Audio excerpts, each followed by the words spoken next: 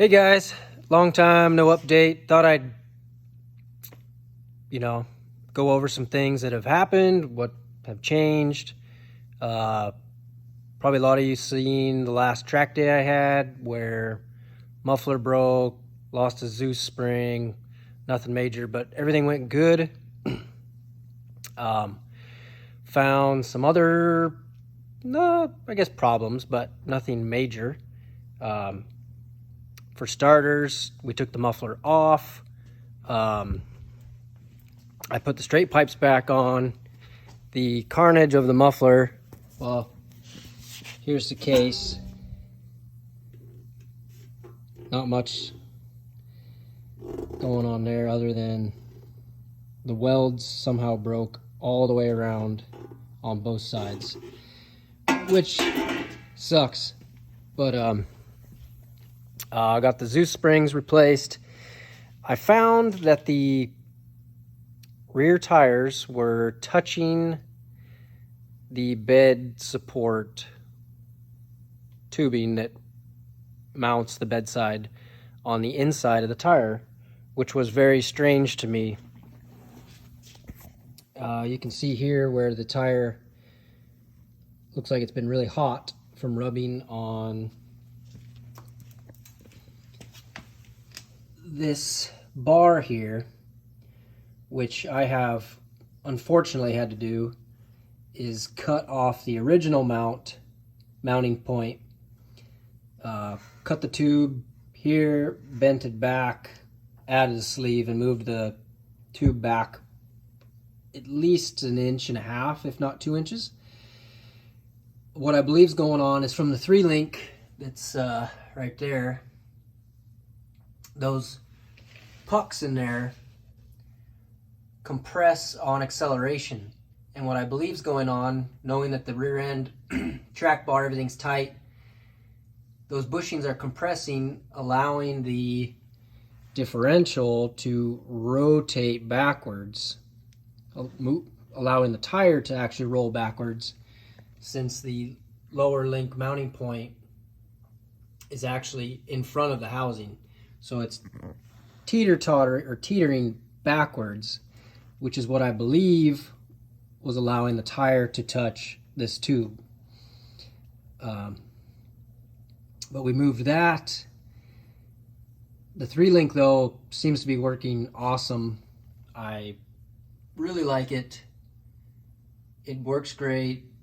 I had one situation where I got on the brakes hard. I had a little brake hop, but it wasn't bad, and it was probably more or less my fault for hammering on the brakes coming into a corner too fast. But it was way less violent than an older previous setup that I had with a Detroit locker. Another good thing is with the added catch can lines, we moved the valve covers around, added 12 AN PCV hose, and then a much larger catch can. With the sessions I did at the track, I pulled 7 ounces out of that can, which isn't fully fixed, but it is way better than it used to be. It would push a quart of oil in one hot lap. And what I believe was happening was the oil is just not draining out of these heads fast enough, and the PCV pressure is blowing it out the valve covers. After all this research, I've learned that it's a very common LS problem, because the majority of LS heads do not drain back fast enough. A dry sump would probably be ideal, but I'm still wet sump. Happy with wet sump, never had any problems. Less moving parts, granted, dealing with little catch can filling. I can deal with emptying it, keeping the engine full. Not a huge deal, but a dry sump probably is in my future at some point. But yeah, another good thing is the Tick Performance dog box is spectacular. I love it. I thank them so much for helping me out with it. It works great. I recommend one to anybody. I'm still trying to figure out, or not figure out, I just need more seat time with it, figuring out my no clutch downshifts, trying to get used to not using the clutch and blipping the throttle, and, you know, finding the right timing to make it all jive together is what I need time with. Upshifts are killer though. Like it's amazing. I love it. What else have we done here? I think that's pretty much it. Other than that, I mean, the truck's wrapped. I'd love to paint the cage at some point, but that's a whole other project. Got some other things planned in the future, probably this winter. I'd like ABS in this truck, bigger front brakes. But yeah, but so far I just want to drive this thing and get some seat time in it, get the thing dialed in, figured out. But it's an animal. It's way more, it's better than I am. We'll just put it that way. So seat time is going to be my friend. Super excited. Hopefully we're going to be going back to the track at the next weekend, the 6th. I'm a little hesitant because I do have the straight pipes back in it. And there's technically sound at this track, but nobody enforces it. But it's hard to say what the group I'm running with will have to say about it.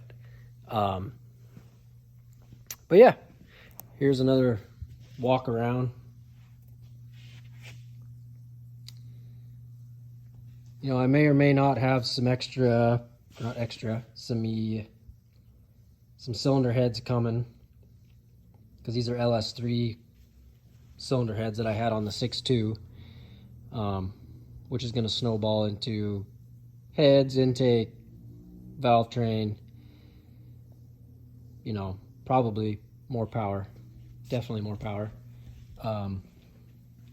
The other upgrade we actually did, which I forgot about, was we converted to ethanol E85, which I'm very happy we did. The truck runs at like 180 going around the track, which is the coolest it has ever been. It's amazing.